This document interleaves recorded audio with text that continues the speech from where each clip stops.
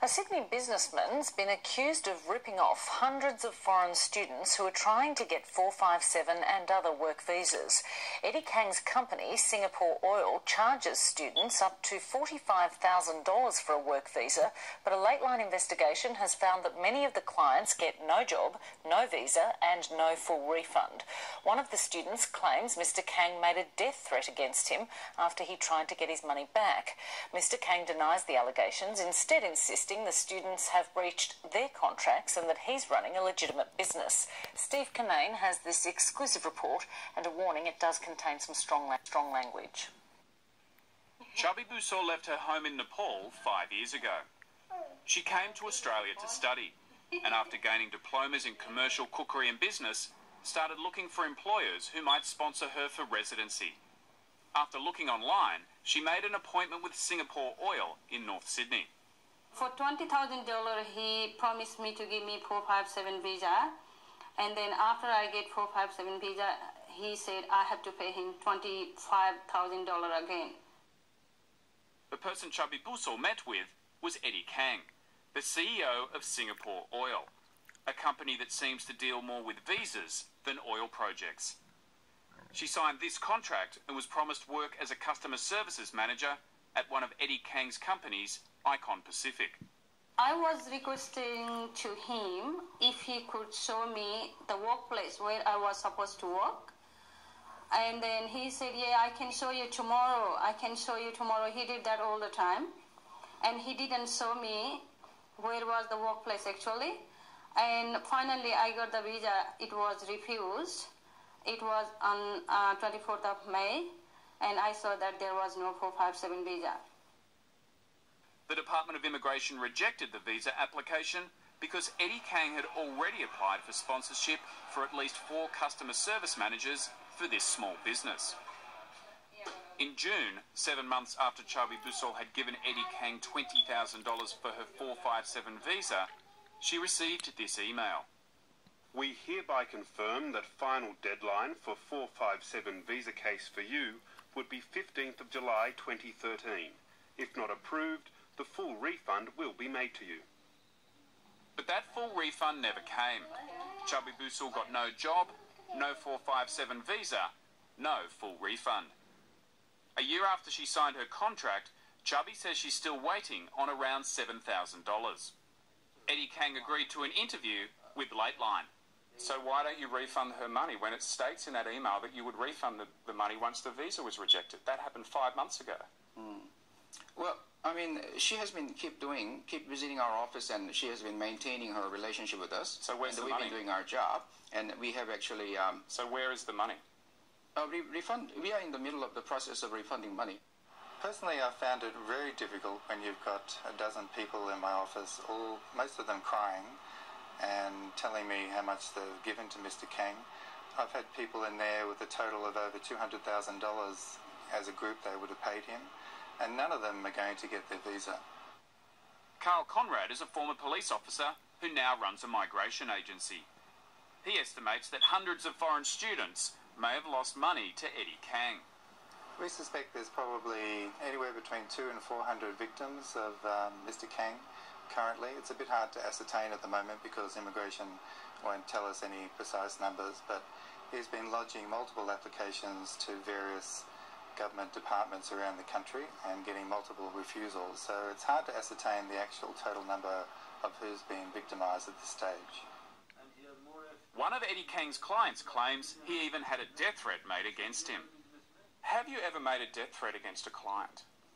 No, never. No. Sometimes the clients are angry, and then they do the death threat to me, and then they respond from me, then they recorded it and they abuse it to different places. So okay, so you've never made a death threat against a client? No, I don't do it. No. Okay, let's listen to this then.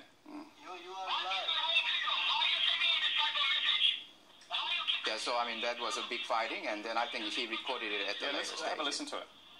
No, I declined to listen to it because that was kind of planned but listen strategically. To it. Strategically. You saying, I kill you, man. Well, he told me that too. He said that he's going to send me the Nepalese mafias or something, so I had a fighting. So he just edited that part and then use it to so many places at the moment. Okay, but you've threatened to kill him, haven't you? No, it's not. No, it's not. Listen to it. No, it's You're just asking him just where fighting are each you? other. Yeah, yeah. No, that was fighting each other, and he also said the same thing to me, And he's you see, he's very calm. He's just trying to, kind of instigate me to say that kind of stuff, That's what it is. But you said it. You said, "I'll kill you," and you ask where is he?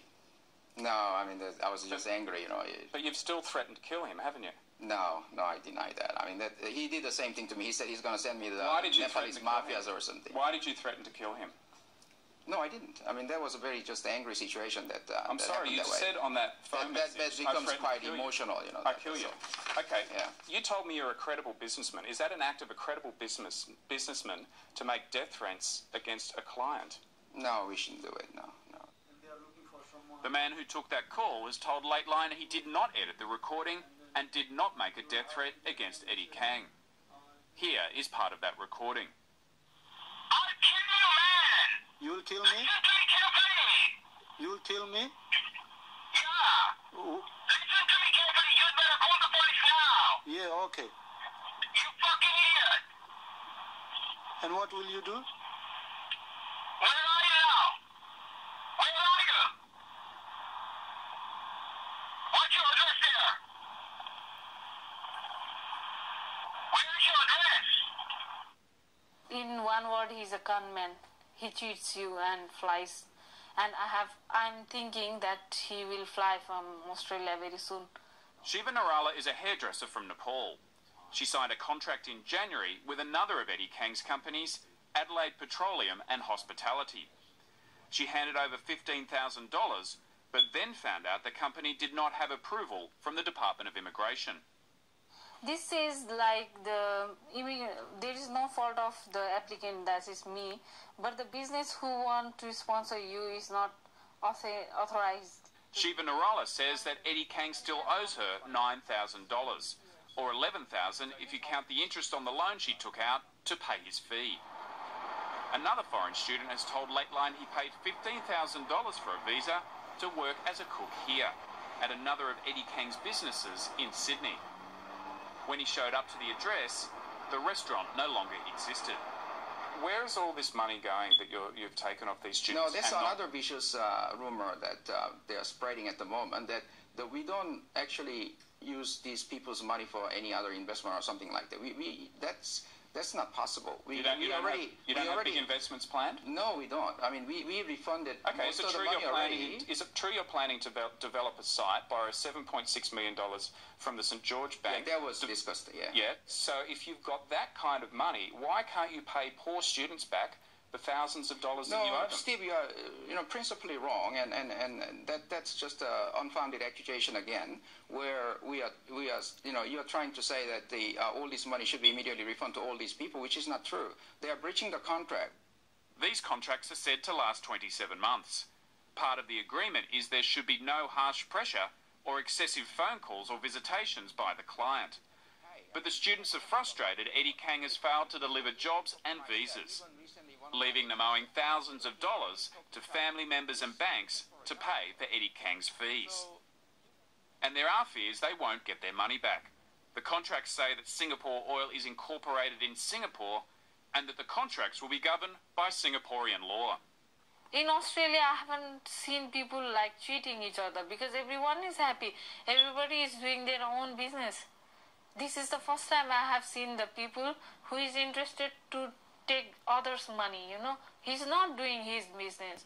He is ruining our life for his business. Migration agent Carl Conrad says he alerted the Department of Immigration in May about the activities of Eddie Kang. Steve Canane, Lateline.